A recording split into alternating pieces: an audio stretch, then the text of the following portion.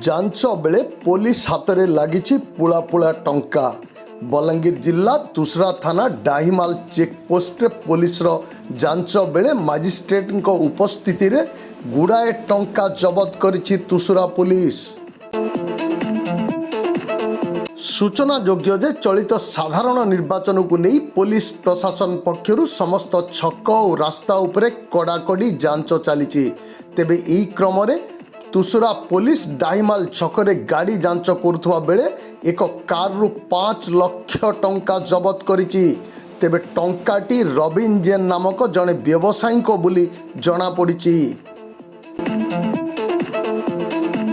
व्यवसायी जनक बैंक रु टंका उठाई गजबाल स्थित राइस मिल रे रखिथिले और परवर्ती समय रे से तुसुरा स्थित तांको घर को नेउथिले बोली कुहा जाउछि।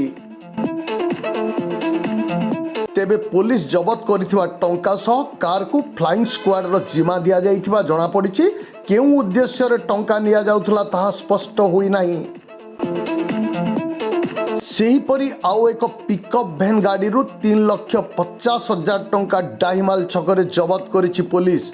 एते परिमाण रे टंका केउठु कुआडे जाउथला ताहा वर्तमान सुद्धा जना पड़ नथिबा बेले जांच एजेंसी वर्तमान पर्यंत तदंत जारी रखिछि। एते सबु टंका निर्वाचन रे व्यवहार करिबा पई विभिन्न व्यवसायी मानक माध्यम रे विभिन्न दल को निया जाउथबा चर्चा हेउची। गोटिए पटे संपृक्त व्यक्ति माने बैंक रु टंका काढिथिबा स्वीकार करथिबा बेले उक्त टंका केउ बाबत को जाउथला ताहा स्पष्ट करि पारि नथिबा सूचना रे कुहा जाइछि।